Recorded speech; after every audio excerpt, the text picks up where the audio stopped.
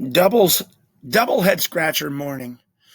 To the Calvinists, to the Reformed, to the tulip people, the question or the head scratcher of the day is, how is it that we can, and I mean regular people, not Christians, unsaved people, how can, even though they're born totally depraved and totally unable to humble themselves to the Lord, how can they humble themselves before friends and coworkers, husbands, families, children? Presidents can make amends with other nations and come to treaties, agreements. Mayors, kings, queens, they humble themselves, they seek peace. According to the T of tulip, total depravity, being born under Adam's sin, we're unable to humble ourselves to the Lord, but we can humble ourselves to everyone else. That's the question. That's the head scratcher. I know of many people who have asked forgiveness, admitted they were wrong. My neighbor felt bad when his leaves blew into my yard after I raked. And next thing I know, I'm waking up. I see a man raking my yard, and I go out there. I'm like, "What are you doing, Bob?" Bob said, "Well, I just feel bad, man. I knew that the storm was coming, but I left my leaves out in my yard, and now they blew into yours. And I'm just humbling myself. And this is my way of asking forgiveness." Did you notice my neighbor, who I don't think's born again, he even reached out and started doing something. He sought forgiveness, reconciliation, humility, all of those kinds of things. So, again, in the background, I think you can see what's going on.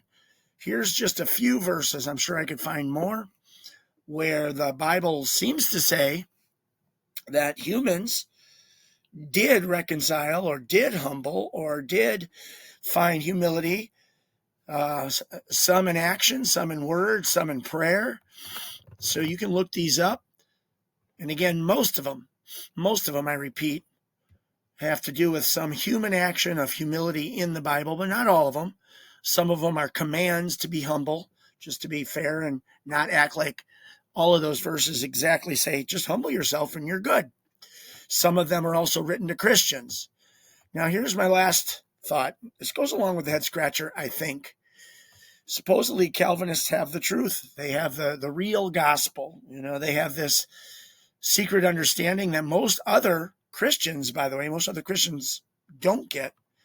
Well, I've got a friend or two or seven, actually a lot more than I thought, who are following the Calvinist way, following Reformed theology. They are tulip people, at least so I think.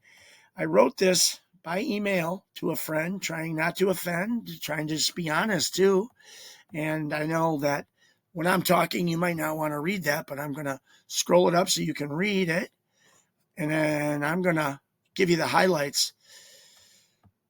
And again, the head scratcher is, where's the humility in this guy who's born again? I don't know. Why would he not want to engage and at least let me know if I'm right or wrong in my positions? That's part of the reason I'm head scratching on YouTube. I never thought I would, but I am. So I basically say, could you just do me a favor? If you don't want to defend your position of Calvinist, Reform, tulip stuff, okay.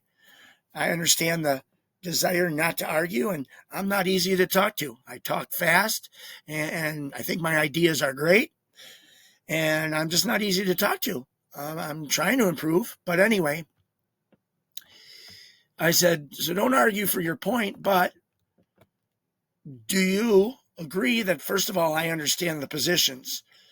Hasn't responded to that yet. Second of all, then I make one argument or one head scratcher to this friend of mine. I think that Calvinism Reformed theology defeats itself at every turn. I think it's a contradiction at every corner. And then I went on to say, but I guess that's what God decreed. He wanted you and I to be at tension, which is possible. Jesus does say, I come to create division and not unity, or something like that in one of the Gospels. But we do have the same spirit, and we are called to unite, and we're supposed to have the same spirit and understanding. We're supposed to try to mirror the same Jesus. Here's proof of all of that here. Yet we can't even be in the same living room, at least I can't, without having discomfort. I think everything I'm going to say, because I've got my understanding of the Bible from the free will position, but I'm coming to realize everything I say stands in the face of my Calvinist friend. And it's not very nice for me to always be in my own living room saying what I think is biblically true, so he can't even talk, so he feels uncomfortable, so he feels like I'm belittling him or showing him how correct I am. I can't even have a civil conversation about the Bible with this guy without feeling like I'm stepping on toes. But why did God decree that? That's very weird. And why would God decree that this guy won't even answer me and tell me if I understand his position correctly? It might sound like a lamb-based, and I'll finish with this, but I said, maybe you don't understand what you believe. Maybe I understand it, but maybe you don't, because all I can see is contradictions. And God decreed that all I would see is contradictions. So the main head scratcher is, how come everybody can humble themselves to every person on the planet in every single way, seek reconciliation, but as humans who are reprobate from birth cannot just say, you know what, I do sin, and Jesus can fix that up. I'm humble. I want to be fixed up. I want the forgiveness. Please, Lord. We can do it with all humans, but not Jesus. Head scratcher.